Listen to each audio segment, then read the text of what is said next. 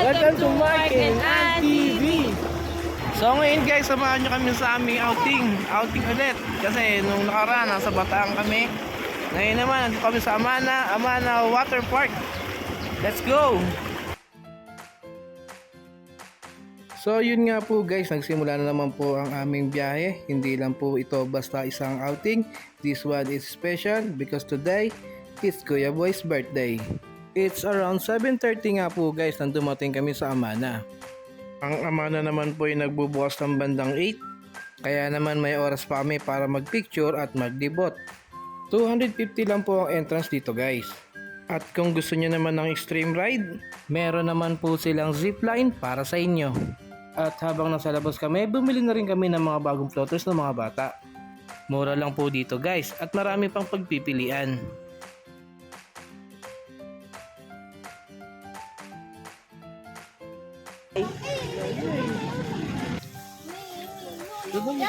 At dahil sarado pa rin, dumaan na rin kami dito sa kanilang souvenir shop.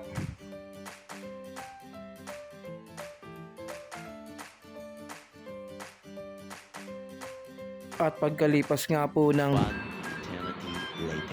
ay pinapasok na din po kami. Maganda dito sa Amana guys dahil punong-puno ng superhero at cartoon character ang buong park. At syempre guys, pwede magpa-picture kahit saan.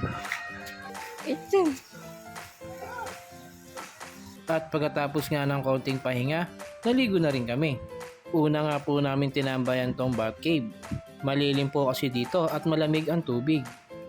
Malaki ang Amana guys. Meron silang 13 swimming pool. Kasama na nga dyan ang pinakamalaking wave pool in the Philippines. Pero talagang hindi ko makalimutan ang isang ito. Grabe to sa akin guys. Alam ko na mga bigat na ako. Dapat siguro yung maagos dito may kasama ng langis. Hayaan na tuloy ako, hindi na ako umulit. Maganda siguro dito, dinukto ko nila pabalik. Ganda nun, di ba? Bago yun. Yan, ang dami ko nang sinabi hanggang ngayon, hindi pa rin ako nakakababa. Kaya sabi sa inyo, hindi ko makalimutan to eh. Anyway, bumalik muna kami sa cottage para kumain at syempre, alam niyo na. Basic lang po magpatulog ng bata guys. At pagkatapos noon, bumalik na nga po kami ulit sa pag-swimming. At ngayon nga guys, nandito naman kami sa tinatawag nilang castle. Tulad ng Batman, maganda din dito at malamig ang tubig. At namasyal na din po kami dito sa kanilang farm. Dito sa kanilang farm, meron nga silang mga alaga ng mga imported na hayop. Ito po yung mga imported na gansa. Ito po ay French Toulouse at Pomeranian. At may alaga din silang ostrich. Hawa mo, try mo, bilis. Ga-hallucinate mo. Sige na, try mo, baka mo. Mukha naman mabait ah. Try mo. Ipakain mo yung kamay mo. At dito ngayon may alaga silang white peacock. Manabong yan. White peacock yan. Di maganda yung pagkagano niya yung buntog. At dito nga sa Amana guys, madaming giant dinosaur sculpture. Pero habang namamasyal kami guys, Ayaw, gawin na lag! ayun na nga guys, simula na po, mag-wave na po. Asa na mga kasama ko? Baba na kayo, sige! Be! Tawa ka mabuti be ha! Huwag ka mag-lutang yung nanay mo. Sige, diretso ka na, akong bahala sa'yo.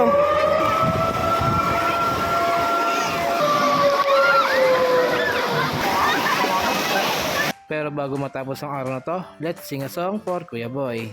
Happy birthday! Happy birthday! Happy birthday to you! At pagkatapos nun, bumalik kami ulit sa pamamasyal.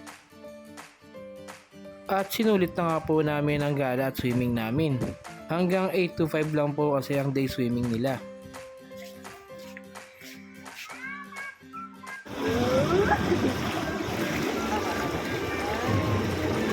So natapos na po ang ating araw, kailangan na po namin magbanlaw. Sa susunod naman po na outing. Bye bye!